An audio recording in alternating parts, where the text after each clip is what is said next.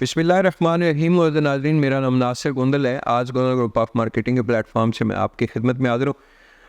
Moz नाज़रीन, मेरा एक 20-21 साल का एक्सपीरियंस है रियल एस्टेट के हवाले से, और मैं बहुत सारी इस तरह की वीडियोज़ जो है वो हम लोग तैयार करके इस यूट्यूब चैनल के ऊपर अपलोड करते हैं। उसका मकसद सिर्फ यही होता है कि आप तमाम दोस्त अहबाब जिन लोगों ने ऑलरेडी इन्वेस्टमेंट की हुई है, उनको बहुत टाइम हो गया है रियल एस्टेट शोबे के साथ, वो मुंसलिक हैं और उनका एवरी टाइम जो है वो रियल एस्टेट एडवाइज़र जो है उनके साथ भी वास्ता पड़ता रहता है, और वो कई बार गलती भी हो जाती है, कई बार अच्छा रियल एस्टेट एडवाइज़र भी मत्थे लग जाता है। तो ये सारी चीज़ें उनका एक एक्सपीरियंस से चलता रहता है। बहुत सारी वीडियो जो है वो मैं उन लोगों के लिए बनाता हूँ जो first time real estate sector के अंदर आ रहे हैं और इन्वेस्टमेंट कर रहे हैं। तो मैं इससे पहले भी मैंने एक वीडियो इस यूट्यूब चैनल के ऊपर अपलोड की थी। आज फिर एक वीडियो में जो है वो अपलोड करने जा रहा हूँ कि आपको पता है, जब भी आप कोई प्रॉपर्टी सेल या परचेज़ करने जाते हैं या किसी नए हाउसिंग प्रोजेक्ट में बुकिंग प्रोसेस करने जाते हैं, तो रियल एस्टेट एडवाइज़र जो है ये आपका लाज़िम लज़ूम है। अभी ये चीज़ें बाद में इसके ऊपर भी बात करेंगे, अच्छे और बुरे जो रियल एस्टेट एडवाइज़र हैं उनके ऊपर भी बात करेंगे।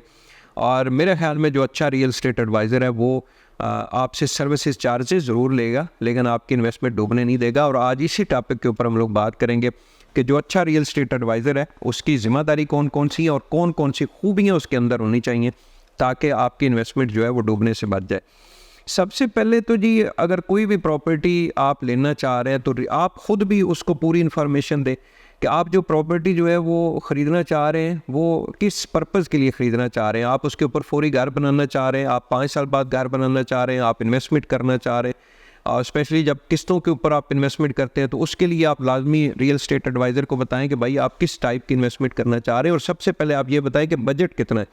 बहुत सारे क्लाइंट्स जब हमें फ़ोन करते हैं तो वो कहते हैं जी हमें बताएं जी 5 मरले का प्लॉट कितने का मिलेगा। तो हमारा क्वेश्चन ही ये होता है कि भाई 5 मरले का प्लॉट तो आपको 20 लाख से लेके 20 करोड़ रुपए के प्लॉट है, 2 करोड़ रुपए के प्लॉट है, 1 करोड़ रुपए के प्लॉट है। आप अपना बजट बताएं कि आपके पास बजट कितना है, आप कितनी इन्वेस्टमेंट करना चाह रहे हैं। तो बहुत सारे लोग कहते हैं जी हम लोग 50 लाख रुपए का 5 मरले का, हमने जो एक अपनी फिजिबिलिटी बनाई है 5 मरले का प्लॉट 50 लाख रुपए का ख़रीदना चाह रहे हैं, उसके ऊपर 50, 60, 70 लाख रुपया लगा के आप अपना घर बना चाह रहे। कुछ लोग कहते हैं जी हमारे पास अभी 2-4 लाख रुपए हम लोग इंस्टॉलमेंट्स के ऊपर 5 मरले का प्लॉट लेना चाह रहे हैं। तो ये सारी चीज़ें पहले रियल एस्टेट एडवाइज़र को आप लाजमी बताएं। रियल एस्टेट एडवाइज़र ने आपको सर्विसेज क्या करनी है, वो आपको एक पूरा जो भी प्रॉपर्टी आप सिलेक्ट कर रहे हैं उस प्रॉपर्टी के बारे में लाजमी आपको बताएं कि ये प्रॉपर्टी शॉर्ट टर्म के लिए है या लॉन्ग टर्म के लिए है, और ताकि क्लाइंट जो है एक मुतमिन होकर जाए कि ये प्रॉपर्टी लॉन्ग टर्म के लिए, तो वो 6 महीने के अंदर प्रॉफिट की तवक्को ना रखे। तो ये चीज़ें सबसे पहले बताएं। उसके ऊपर उस प्रॉपर्टी के मुतल्लक उस रियल एस्टेट एडवाइज़र को पूरा नॉलेज होना चाहिए। और ये नहीं होना चाहिए कि जी वो पूछ के लोगों से आपको बताता जाए कि भाई मैं अभी क्या बात कर रहे हैं, आपका क्वेश्चन क्या है, मैं उसका जवाब कहाँ से लूँ। ये चीज़ें ना करें। जो एक्सपीरियंस वाला रियल एस्टेट एडवाइज़र है उसके साथ बात करें। सेकंड बात ये होती है कि जो भी प्रॉपर्टी आप परचेज़ कर रहे हैं उसकी कानूनी हैसियत उसको पता होनी चाहिए। मिसाल के तौर पे कोई बयान अल्फी तैयार हो रहे हैं, सेल एग्रीमेंट तैयार हो रहा है, तो रियल एस्टेट एडवाइज़र इतना तो पढ़ा लिखा होना चाहिए कि उसको पता होना चाहिए कि ये जो एक शिक हम लोग रख रहे हैं, ये जो एक पॉइंट हम इस एग्रीमेंट के अंदर लिख रहे हैं, इसका मतलब क्या है, आने वाले टाइम में इस बंदे को क्या प्रॉब्लम हो सकता है। बहुत सारे लोग टोटल डिपेंड करते हैं, एतमाद करते हैं रियल एस्टेट एडवाइज़र को, और उसी को कहते हैं कि भाई ये मेरे पर्टिकुलर है, आप जाओ आप स्टाम्प बना के ले आओ, और आंखें बंद करके उसके ऊपर साइन कर देते हैं। पहली बात तो यह है कि आप लाजमी खुद भी पढ़ें। दूसरी बात यह है कि इतना तो पता कर लें कि उस रियल एस्टेट एडवाइज़र को खुद पता है या नहीं कि इस एग्रीमेंट के अंदर मेरे क्लाइंट की कितनी सेफ्टी है, उसकी चीज़ों का कितना तहफ़्फ़ुज़ हो रहा है, या आने वाले टाइम में कौन कौन सी टर्म एंड कंडीशन जो है वो मेरे क्लाइंट को प्रॉब्लम क्रिएट कर सकती हैं। तो ये लाजमी उसको पता चलना चाहिए।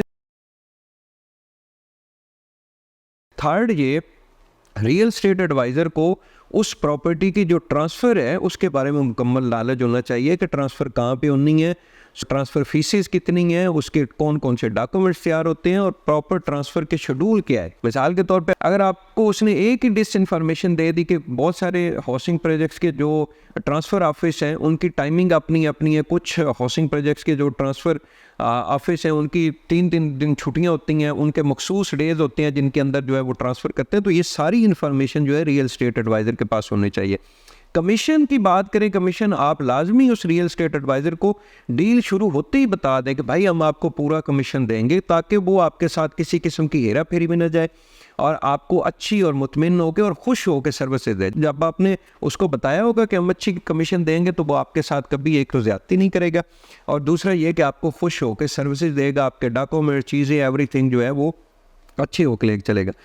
पांचवा ये होना चाहिए कि जो रियल एस्टेट एडवाइज़र है वो आपको सिर्फ कमीशन तक ना सर्विसेज दे, उस प्रॉपर्टी के आने वाले टाइम में भी जो है वो आपको सर्विसेज दे, कल को आपकी प्रॉपर्टी उसके नॉलेज में हो, और सेकंड ये कि वो आपको बताए कि अब प्रॉपर्टी आपकी सेल करने का टाइम आ गया है, या इस प्रॉपर्टी को अभी होल्ड करना चाहिए, इस प्रॉपर्टी के रेट क्या चल रहे हैं, ये सारी चीज़ें आपको अप और डाउन जो है वो लाजमी आपको बताएं। इसके अलावा भी 70 किस्म की और चीज़ें होती हैं जिनका आपने ख्याल करना है।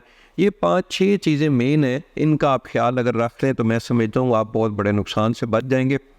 गोनो ग्रुप ऑफ मार्केटिंग हमारी पूरी कोशिश होती है कि हम सर्विसेज दें और आपसे अच्छा कमीशन लें, और आपसे अच्छा कमीशन लें तो उसके बाद आपको उस प्रॉपर्टी के हिसाब से अगले 5-10 साल भी सर्विसेज दें, तो हमारे लिए कोई मसला नहीं होगा। तो मोस्ट वेलकम जी, मेरे इस यूट्यूब चैनल के ऊपर बहुत सारी वीडियोज़ मुख्तलिफ हाउसिंग प्रोजेक्ट्स के रिलेटेड मौजूद है, आप इन वीडियोस को सुनें।